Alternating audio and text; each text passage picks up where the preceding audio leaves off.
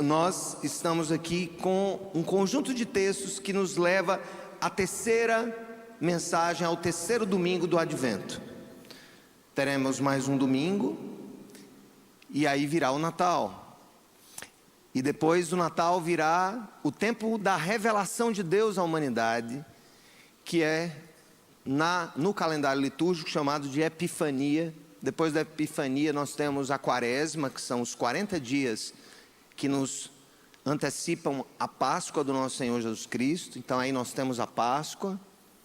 Depois da Páscoa nós temos 50 dias de preparação para o Pentecostes, que encerra o calendário dos capítulos da história da nossa fé. A promessa do nosso Salvador, a vinda do nosso Salvador, o ministério do nosso Salvador, a Páscoa do nosso Salvador e o derramar do Espírito Santo do nosso Salvador, inaugurando a igreja. Então é importante a cada ano a gente rever essa história, entrar, como eu falei durante os meus comentários, nós carecemos muito de marcos que nos sustentem a uma história, porque nós somos personagens nessa história, nós não somos soltos no mundo, nós não surgimos de um espirro de alguma divindade outra e de repente aparecemos e aí somos nós e nada mais. Não, nós temos história e a história da fé, ela precisa ser contada de geração em geração. Quem odeia a história das nossas origens é porque odeia a liberdade que cada um tem de ator importante dentro dessa história. Então, o profeta Isaías, lá atrás, profetizando a alegria do Evangelho, e vocês vão me ajudar na leitura desse texto, é o primeiro texto do dia do terceiro domingo do Advento, primeira leitura, em Isaías, capítulo 12, versos 2 a 6. Isaías 12, naquele dia você dirá: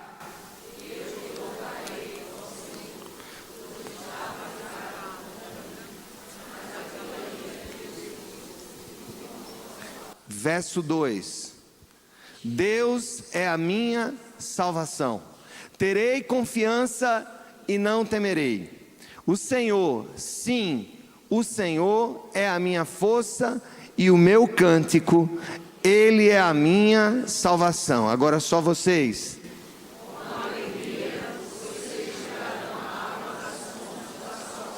Aleluia. Verso 4: naquele dia vocês dirão: louvem ao Senhor, invoquem o seu nome, anunciem entre as nações os seus feitos e façam-nas recordar que o seu nome é exaltado. Verso 5: vocês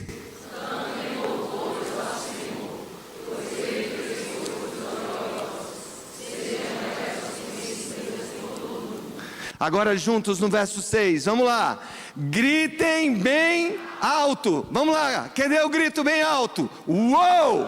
Vamos lá, ele está dizendo, o profeta diz para nós: gritem bem alto. Uou! E cantem de alegria, habitantes de Sião, pois grande é o Santo de Israel no meio de vocês.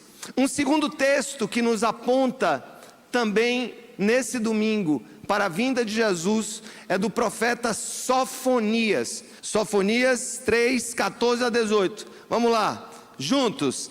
Cante, ó filha de Sião, exulte, ó Israel, alegre-se, regozije-se de todo o coração, ó filha de Jerusalém. Verso 15, vocês leem.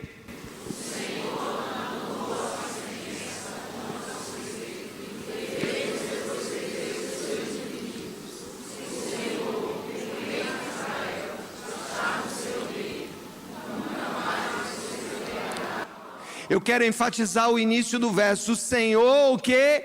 Anulou a sentença contra você. E no verso 16, o profeta diz: naquele dia dirão a Jerusalém: não tema, ó Sião, não deixem as suas mãos enfraquecerem. Verso 17, vocês...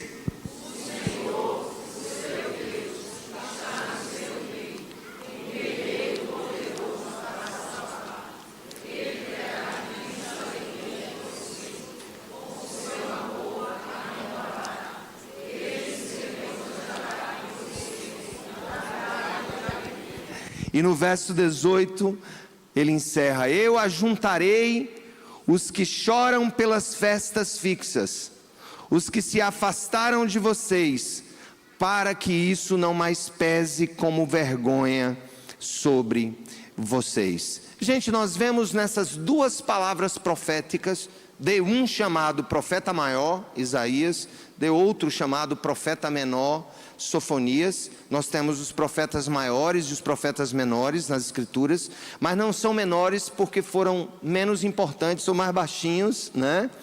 Mas pela quantidade dos seus escritos. O profeta Isaías, que nós lemos o primeiro texto, ele é um profeta chamado messiânico. Ele talvez seja o profeta que mais deu detalhes sobre a vinda de Jesus, a vida de Maria, como seria a concepção virginal da Santa Virgem, como seria todo o processo de vinda de Jesus e também seu sofrimento. Sofonias aqui traz essa convicção de que chegaria um tempo de alegria. Esse tempo de grande alegria, essas boas novas que nos são trazidas de grande alegria, referiam-se no Velho Testamento à vinda de Jesus, ao nascimento do Filho de Deus, à encarnação do Verbo eterno, o beijo do divino no humano, a verdadeira conexão, essa união perfeita de Cristo homem e Cristo Deus, ali sendo tecido no ventre de Maria. Boas novas de grande alegria eram ditas pelos profetas, mas também a boa nova do rasgar, da anulação da sentença condenatória.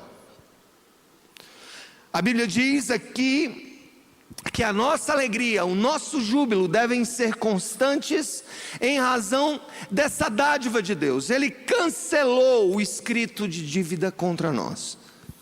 Ele anulou a sentença que nos criminalizava, que nos penalizava. E no nosso lugar, Ele foi para receber sobre si a condenação que era nossa. Isso é razão de alegria.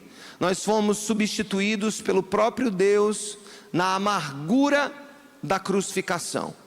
A sua morte na cruz é a porta que se abre para que possamos acessar a nossa casa de volta. O lugar de onde nunca deveríamos ter saído enquanto humanos. O centro belo e perfeito da vontade de Deus. Portanto, para um povo que aguardava o cumprimento dessa promessa do Messias, estes versos dos profetas do Antigo Testamento ressoavam como música nos seus ouvidos. Mas eis que chega o Salvador. E o Salvador, ele traz consigo a alegria do Evangelho. A alegria do novo, da nova vida, de um novo tempo, de uma nova história, de uma nova esperança.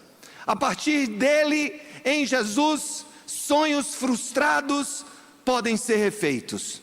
Histórias destruídas podem ser reconstruídas. Novas vidas surgem no meio das cinzas. O Salvador, enfim, cumpre a sua promessa. A promessa que foi dita aos antepassados, que foi cumprida e que foi parcialmente realizada.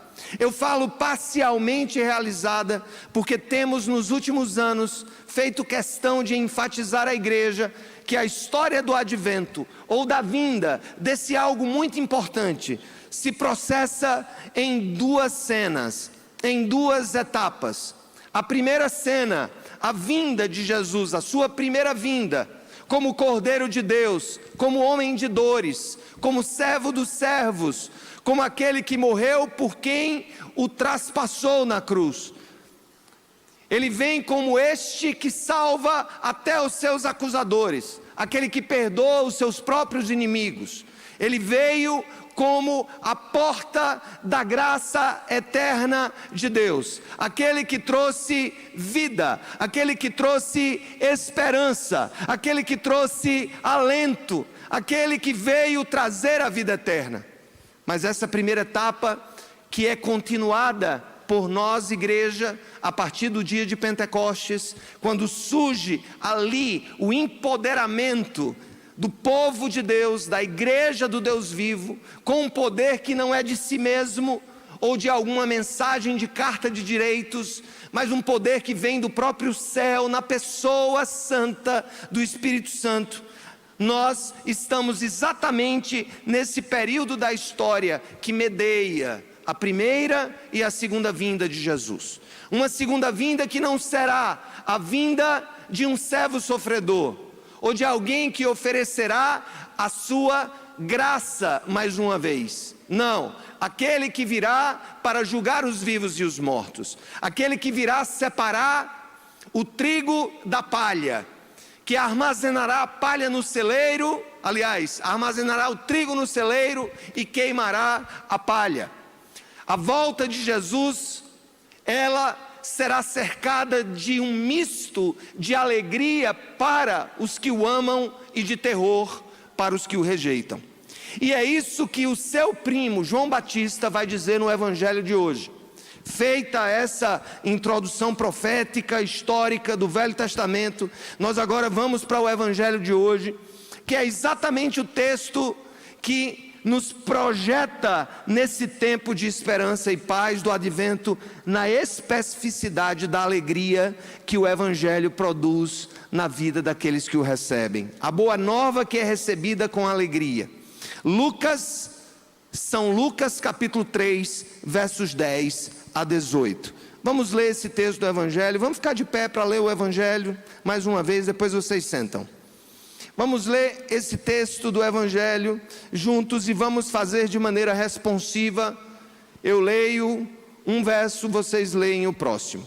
Então, o que devemos fazer? Perguntavam as multidões.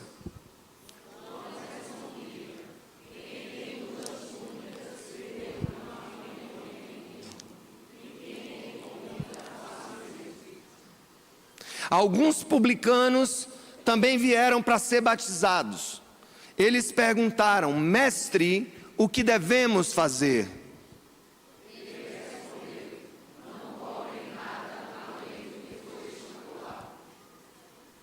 Então alguns soldados lhe perguntaram: e nós, o que devemos fazer? Ele respondeu: não pratiquem extorsão, nem acusem ninguém falsamente, e contentem-se com o seu salário.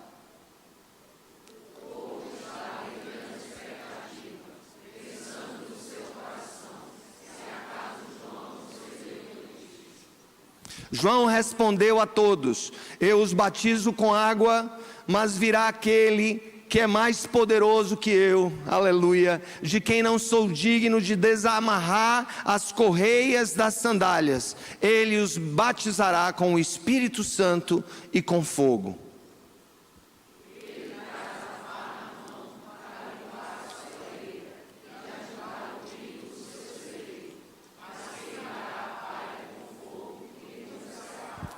Juntos, João anunciava as boas novas ao povo, exortando-os com muitas outras palavras. Podem sentar.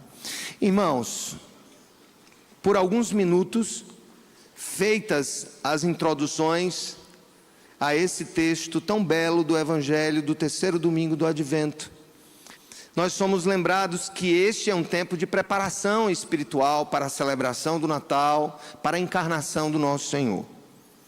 Aqui nós vemos que João Batista, ele foi o precursor, ele foi o último profeta do Velho Testamento, o último a profetizar a vinda de Jesus, o último a profetizar o seu ministério, e ele era primo de Jesus.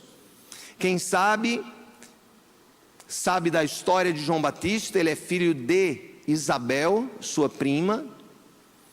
Isabel era uma prima mais velha, inclusive a Bíblia diz que ela já não estava mais em tempo de engravidar, e Deus cumpriu ali a promessa de que Ele daria para o mundo a voz que clama no deserto. João Batista é exatamente aquele que clamava no deserto literal da Judéia, se alimentava de gafanhotos, se vestia com roupas de pele de animais.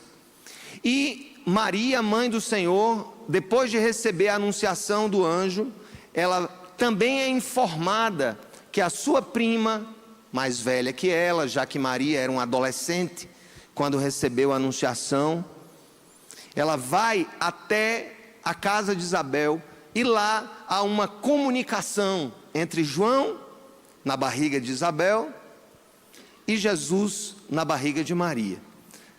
A Bíblia diz que na hora que Maria chegou, Isabel testemunha que aquela criança que já estava com 6 meses no seu ventre, ela saúda a chegada do seu primo.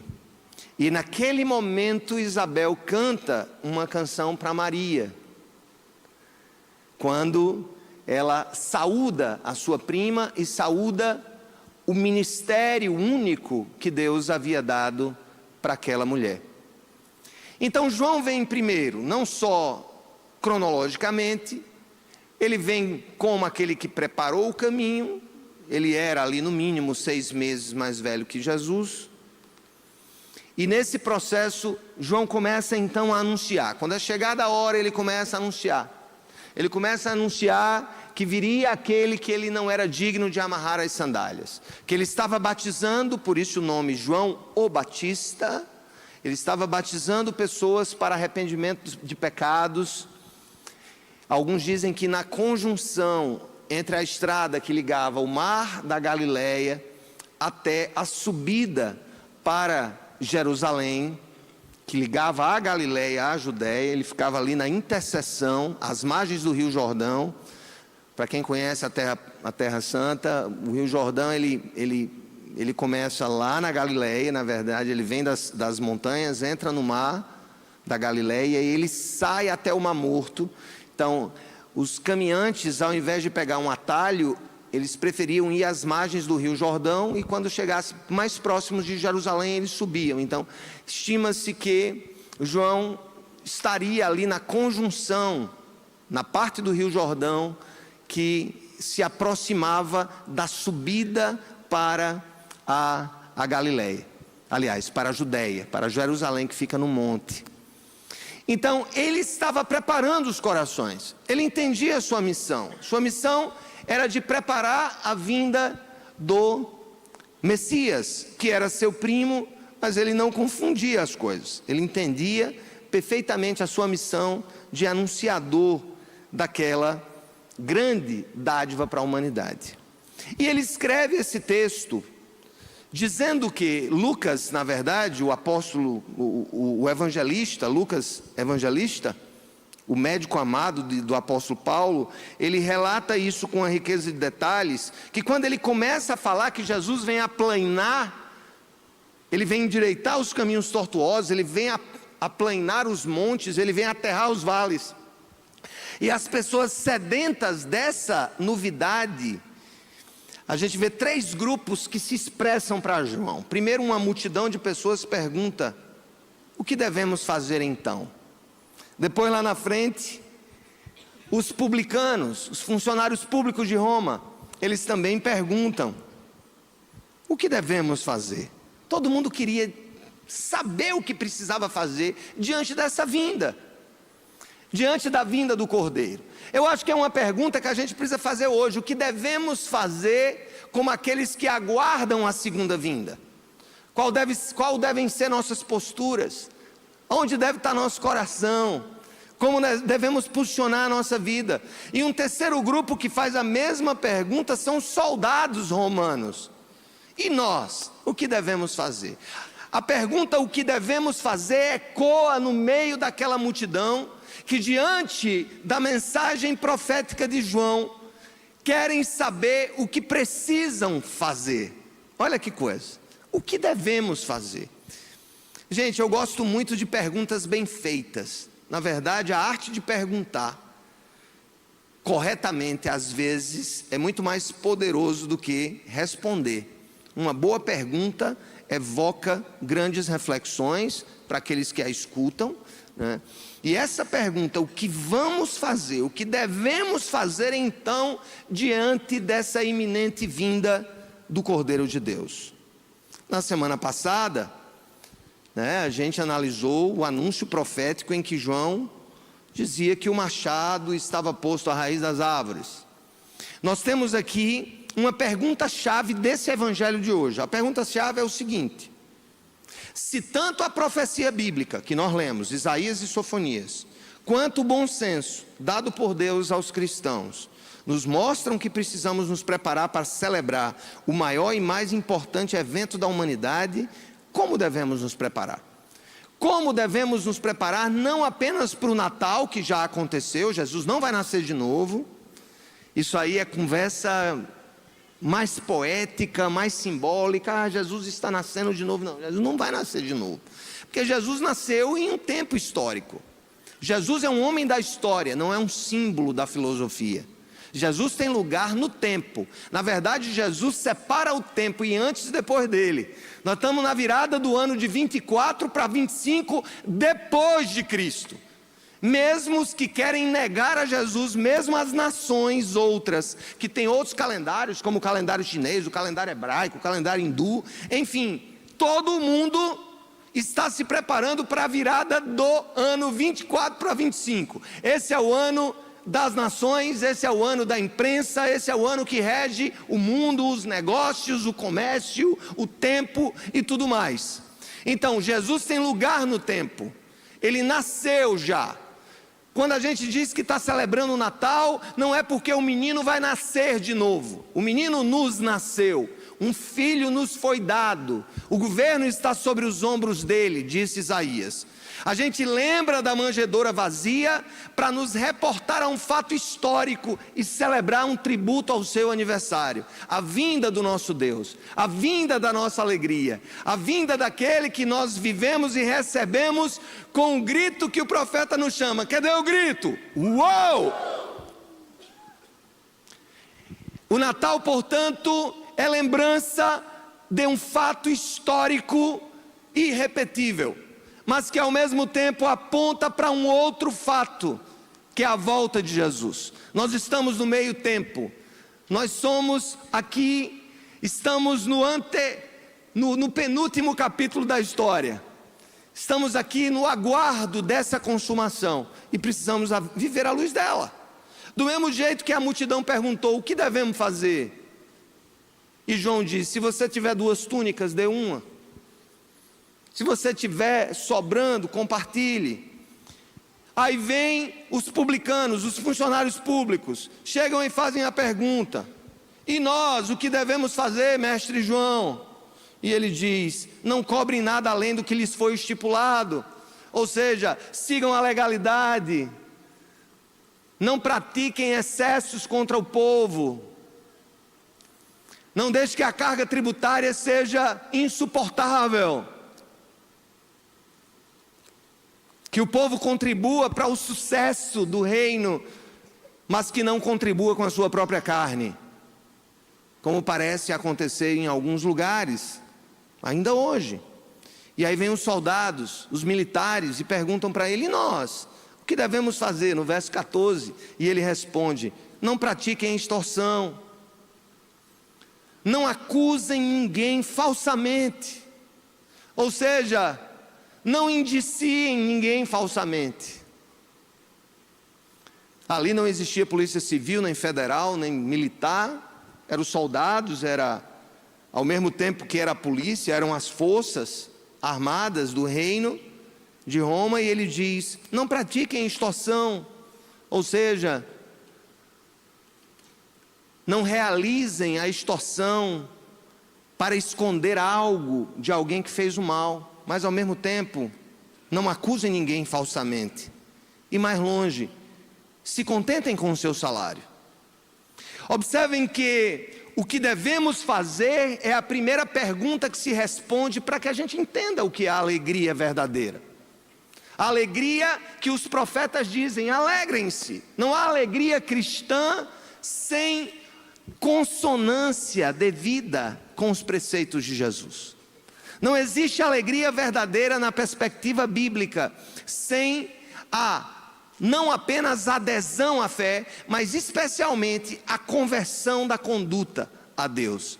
Observe que João Batista, diante da pergunta de 3 grupos, multidões, publicanos e soldados, ele clama a essas pessoas que de alguma maneira façam com que a nova ética do reino de Deus seja visibilizada a partir das suas atitudes, do compartilhar generoso, dê a outra túnica, ao mesmo tempo de uma consciência de justiça estatal, de justiça na regência das nossas relações, quando ele diz, não cobrem nada além do que foi estipulado aos publicanos, e aos soldados ele diz, não pratiquem extorsão, mas também não acuse ninguém falsamente, não use o seu poder para prejudicar alguém, não acuse um inocente. Isso é muito sério para Deus, gente, acusar um inocente, colocar um inocente no meio de uma chicana jurídica. Isso é muito sério. Para quem quer que seja, a minha palavra aqui não se volta para ninguém especificamente, mas quem quer que seja injustamente condenado ou injustamente absolvido, pagará um preço muito alto, porque Deus é Senhor do que é justo, do que é verdadeiro. E João já está dizendo, olha, esse rei que está chegando, ele exige do seu povo e dos seus súditos a verdade, a justiça, a prudência, o contentamento. Vocês concordam comigo que o primeiro passo para a corrupção é a insatisfação com o seu salário? Vocês concordam comigo que o corrupto, ele dá o passo de ser corrupto, porque ele não se contenta com o que ele ganha? Porque ele vê uma oportunidade de ter uma vantagem a mais? É incrível como nessas pequenas respostas de João, ele consegue concatenar pelo poder do Espírito Santo uma série de práticas, de atitudes e de desvios de conduta moral e social de um povo. Não há que se falar em Natal sem se falar no que é certo.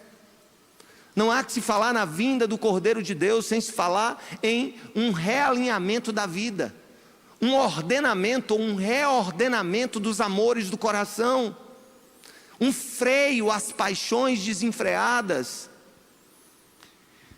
É incrível como a vinda de Jesus, ela não é um alento feliz para um povo que agora se contenta porque estará no poder. Não. Mas de um povo que precisa se alegrar, porque abraçará a ética do reino e a ética desse rei. Portanto, ao falarmos sobre o Natal, sobre a vinda de Jesus, precisamos fazer essa primeira pergunta, para nos prepararmos para esse momento. O que devemos fazer? O que você deve fazer? É a pergunta que eu preciso te fazer. O que você precisa fazer ainda esse ano? Que ações que demonstrem genuíno arrependimento precisam estar em você? Que devoluções daquilo que não é seu precisam ser realizadas? Eu vi a história de um amigo que tinha uma loja de revista. Ele me contou essa história, isso aconteceu há muito tempo.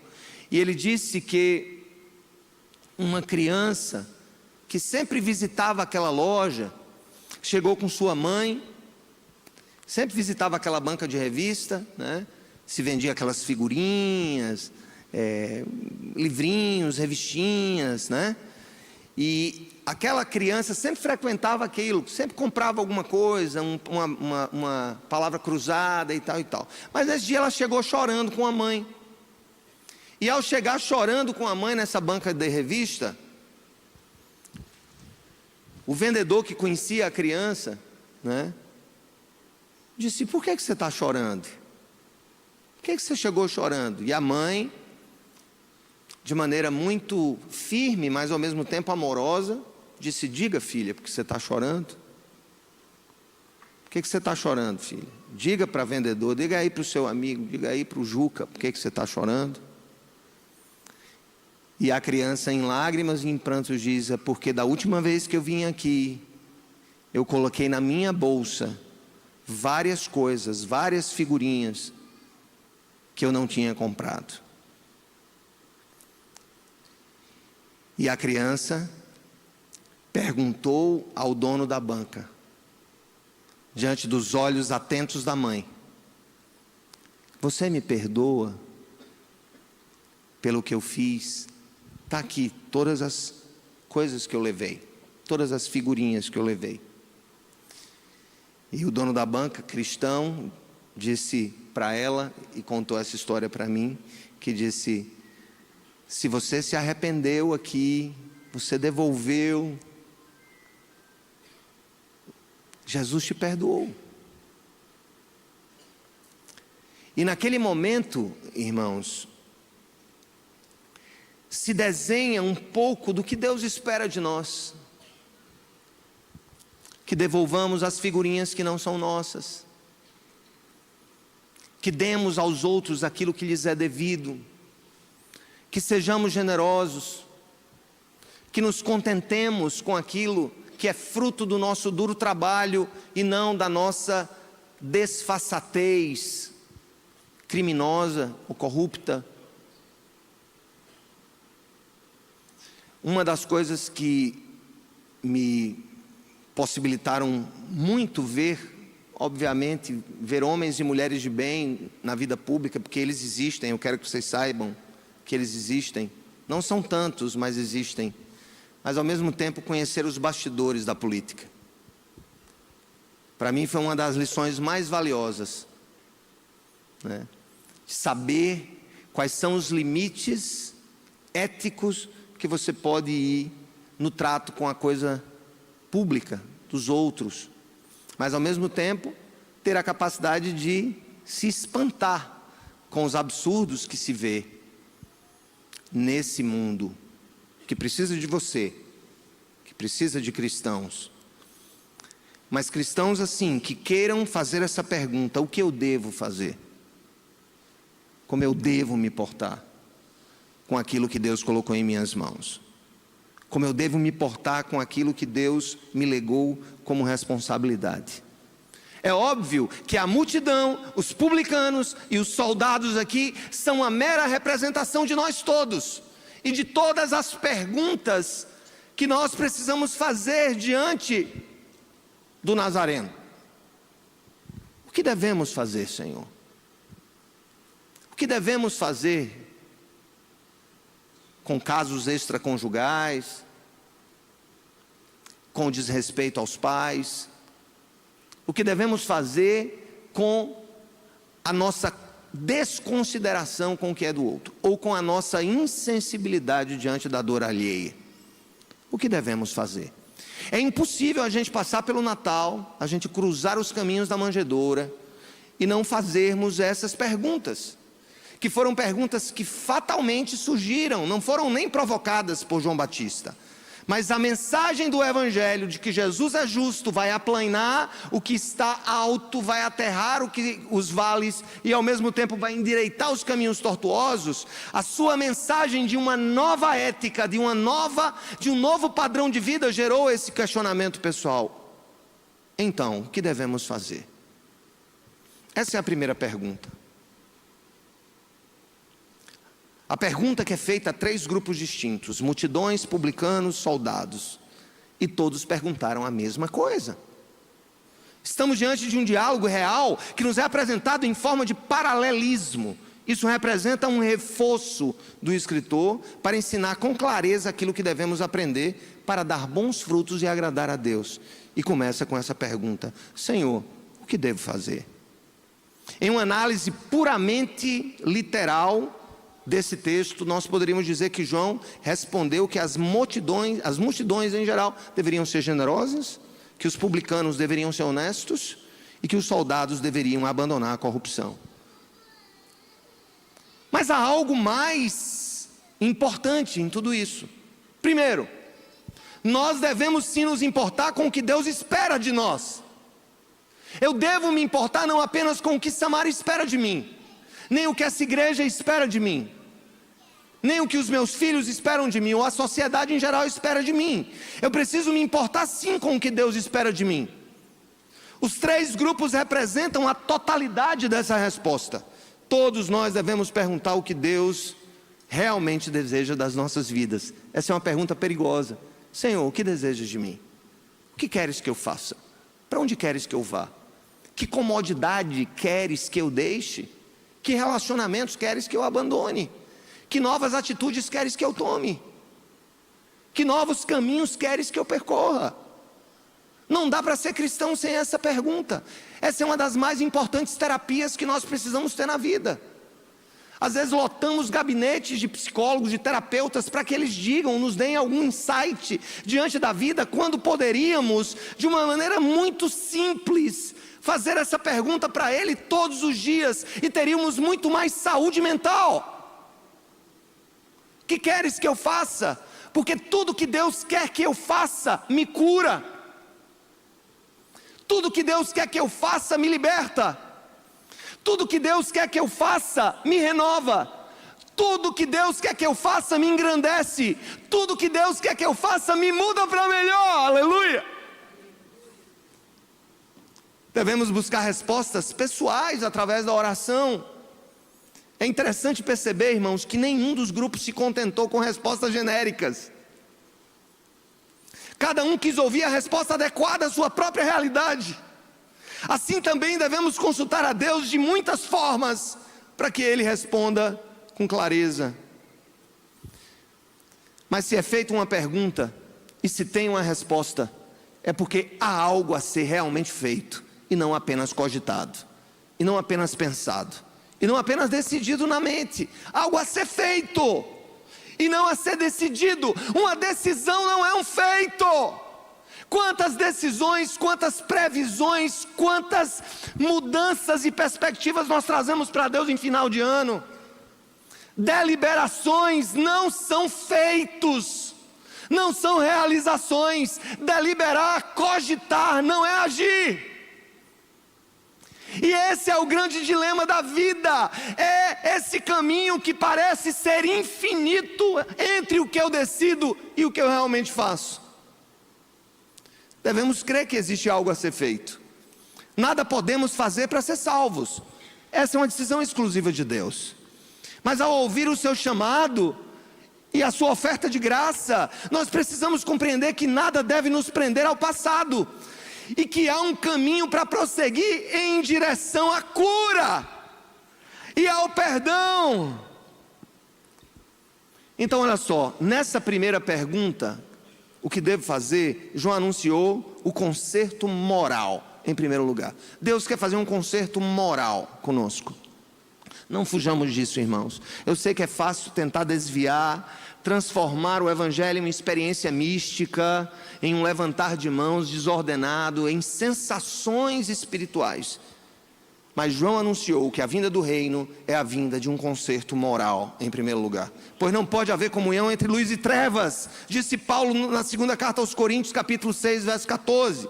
Esse tipo de conserto é o acerto entre o homem e Deus, um abandono da própria natureza pecaminosa para que se abra caminho para experimentar qual seja a boa, agradável e perfeita vontade de Deus, segundo Paulo aos Romanos, capítulo 12, verso 2.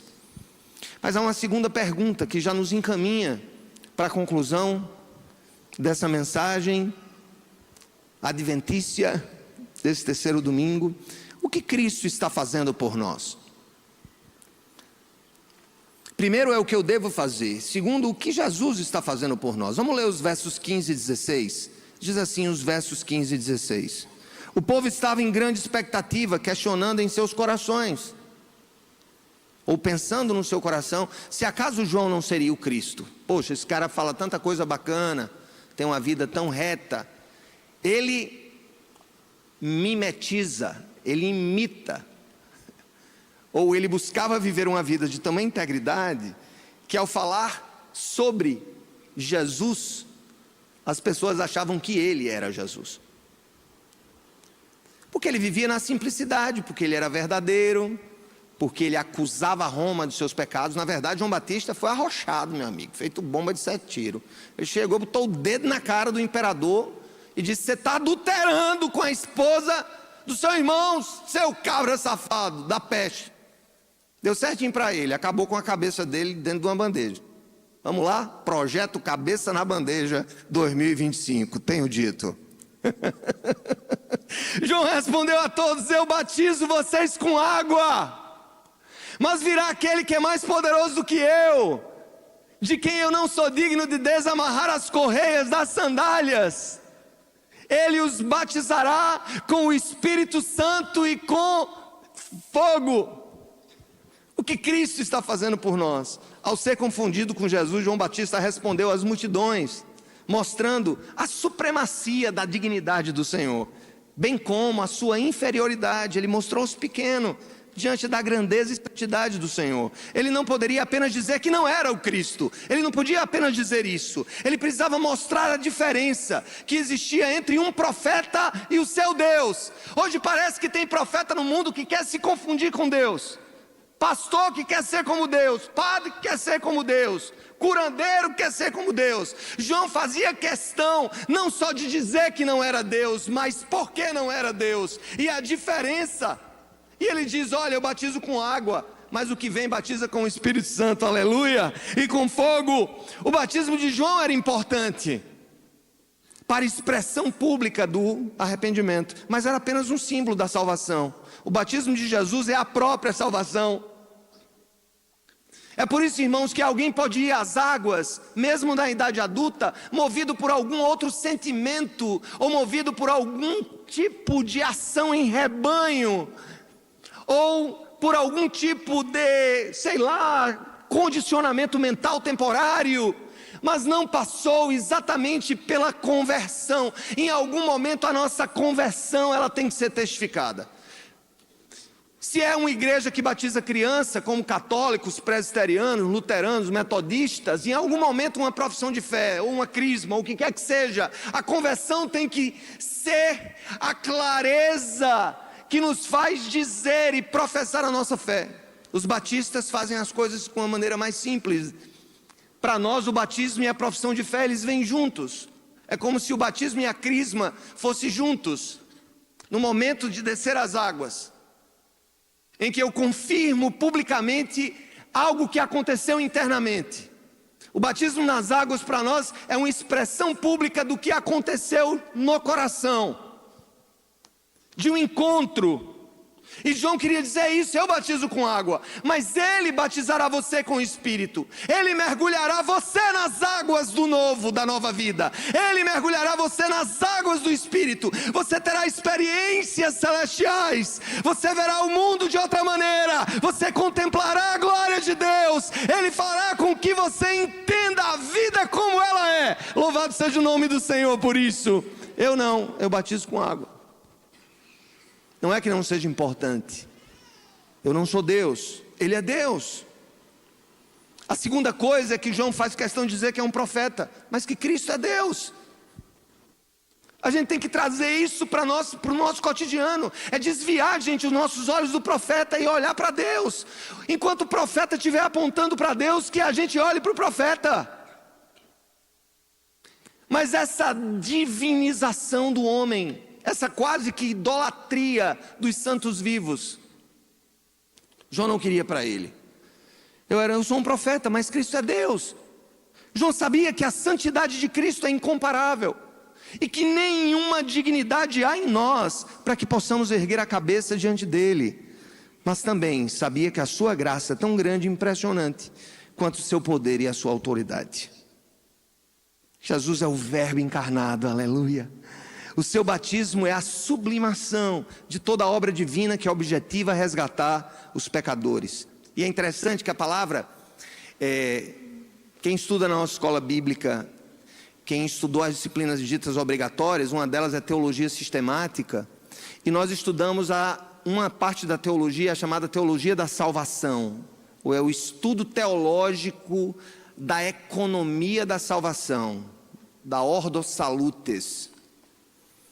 Como a salvação, que em latim, né, salutis, ou salute, ou seja, saúde e salvação, né? São palavras que têm um sentido. Já no grego, a palavra sotério, que a gente usa para ser salvo, também significa ser curado. Olha que coisa linda. Ser salvo é ser curado. Na verdade, o fim último de Deus é curar a sua criação, não é substituir. É por isso que eu não creio num mundo novo ou numa outra terra totalmente do zero. Eu acredito na continuidade, e aí depois a gente vai pregar sobre isso. Eu quero escrever mais sobre isso. Na verdade, o acampamento dos jovens esse ano, que eu estarei lá se Deus quiser, é parousia, que é a palavra que se refere à volta de Jesus, ou seja, é essa expectativa. Mas voltando para a palavra sotério, de onde vem soteriologia, o estudo da salvação, sotério no grego significa também cura. A salvação de Cristo em mim é cura, cura para todas as minhas feridas, se não imediatamente, mas no processo de consumação da vontade dele na minha vida. Um dia vai chegar que eu serei como ele é, e não haverá choro, não haverá ranger de dentes, não haverá dor, não haverá luto, mas continuamente. O Sérgio do novo céu e da nova terra é o mesmo Sérgio, mas curado, e não uma outra pessoa. E as pessoas me perguntam, eu vou conhecer as outras pessoas na glória? Lógico, porque a glória é a cura da criação original, do seu pecado que a condena, mas ao mesmo tempo com todas as evoluções que Deus nos permitiu fazer sobre a criação. Sim, quando a gente fala em salvação, gente, não é para uma coisa que nós não sabemos, um outro mundo, uma outra realidade. Eu vou virar o quê? Um ET de Varginha, agora vou andar de disco voador? Não! A salvação, biblicamente, é a cura de quem nós somos. Me diga uma coisa, imagina vocêzinha, sem enfermidades, sem crises psicológicas, sem crises relacionais. Imagine você vivendo o ápice da sua beleza, ao mesmo tempo da sua saúde e mais ainda da sua integridade enquanto alguém feito à imagem e semelhança de Deus. Esse é o projeto de Jesus sobre nós. Isso é grandioso. Saber que Sérgio será Sérgio eternamente e que as minhas memórias serão totalmente preservadas, porque não é meu corpo que tem uma alma. A minha alma tem um corpo, e esse corpo será, juntamente com a minha alma, totalmente restaurados em Jesus. É isso que João está dizendo, é o refazimento de tudo. Não é um contentamento humano de um novo reino, de um palácio, não. É o ser humano alcançar a essência para a qual ele foi feito. É nós alcançarmos a perfeição da glória de Deus. Isso é a salvação, a cura completa. Então João estava dizendo ali muito claramente, eu batizo vocês com água. Ele vai imergir vocês na água do Espírito. Ele vai submergir vocês na nova vida, na vida que se descortina para o eterno. Essa é a promessa, e isso é maravilhoso demais, quem acha? Quem está comigo, amém? Imagina, então vocês vão ter que lidar comigo a vida toda, irmãos. Teremos os nossos corpos restaurados, ressurretos, curados, porque Jesus é o Verbo encarnado. Ao nos batizar com o Espírito, Jesus coloca em nós o selo perpétuo do reino de Deus. A banda pode subir. Ele anula todas as sentenças existentes contra nós. Todas as sentenças de condenação pelo nosso pecado são anuladas. Isso é o que Isaías, isso é o que Sofonias diz, e Isaías grita, cadê o grito? Uou! E é para gritar mesmo, porque ele diz, gritem, a alegria dessa salvação. Uou! Ao nos batizar com o Espírito, Ele transforma o nosso coração, renovando a mente, retira de nós o amor ao pecado e põe os anjos ao nosso serviço. Por quê? Porque Ele nos ama e porque Ele se alegra conosco. Mas como essa história vai terminar, pastor? São 3 perguntas: o que eu tenho que fazer, o que Cristo está fazendo por mim, e a última, como é que essa história termina? Banda, versos 17 e 18. Vamos ler rapidamente aqui. Leiam juntos, vamos lá, irmãos. Ele traz na pá para limpar a sua eira e ajuntar o trigo no seu celeiro. Mas o que? Queimará a palha com fogo que nunca se apaga. João anunciava as boas novas ao povo, exortando-os com muitas outras palavras. Deixa eu explicar esse texto. Volta para o 17, printa na tela. Ele traz a pá na mão para limpar a eira. Deixa eu explicar para você. O que é eira? Eira era um terreno, um espaço de barro batido, espaço mais duro, que muitas vezes era o próprio telhado da casa, tá? Construções mais rudimentares, a gente sabe, com barro, com madeira. Que era a eira? A eira era um lugar de separação de substâncias heterogêneas. Como é que se faz a limpeza do trigo ou de outras sementes? Seguinte, conta-se com o vento, ainda que seja mínimo. Está aqui o trigo com a palha. Pega-se o trigo com a palha, joga-se para cima. Esse movimento de jogar para cima o trigo com a palha faz com que o vento bata na palha leve, afaste a palha e o trigo saia sem palha. É um processo de limpeza do trigo.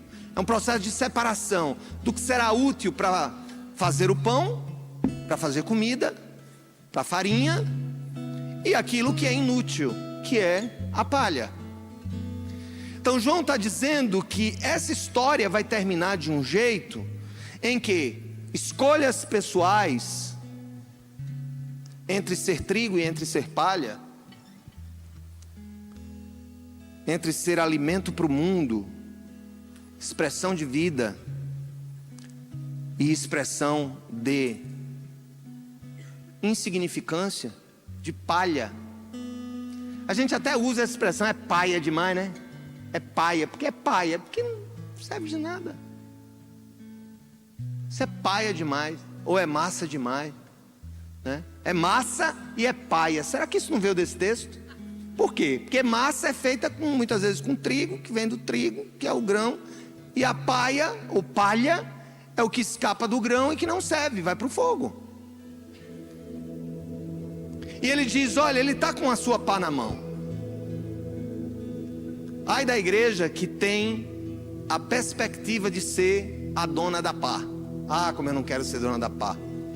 Eu luto, oro, peço ao Senhor que eu seja e expresse o ser trigo de Deus e não palha de Deus. Eu quero ser o trigo de Deus. Quando Deus peneirar o trigo e a palha, eu quero cair como trigo e não voar como palha. E essa perspectiva do Natal deve estar dentro do nosso coração. Deus nos chamou para ser trigo. A mensagem do Evangelho é para que as pessoas sejam trigo. A mensagem do Evangelho é para que o mundo se arrependa de suas más obras, que reavalie as suas condutas, que saia da simples decisão da mente e haja nas ações dos pés e das mãos. Dê a outra túnica, não cobre além do devido, não acuse injustamente ninguém, contente-se com o seu salário, não seja corrupto. Tudo isso expressão de que mergulhamos realmente nas águas da vida, em uma clara referência ao juízo final. João Batista aponta para a conclusão da obra redentora, no dia em que o Senhor irá fazer a separação definitiva entre aqueles que têm o selo do seu Espírito e aqueles que não têm. A eira é um lugar de chão batido, utilizado para separar grãos de cereais da sua palha, que é normalmente incinerada, queimada após a separação. A figura de linguagem aqui é um simbolismo: pá, eira, trigo, palha, celeiro, acrescentado de uma hipérbole, fogo que nunca se apagará, utilizados para se referir ao grande dia do Senhor. Aleluia! Grande dia do Senhor, quando Ele voltar, parousia, Maranata, vem Senhor Jesus. Esse é o grande dia da igreja. Quem está feliz por isso diz amém. Ele voltará, tudo fará sentido, todas as coisas estarão no seu devido lugar.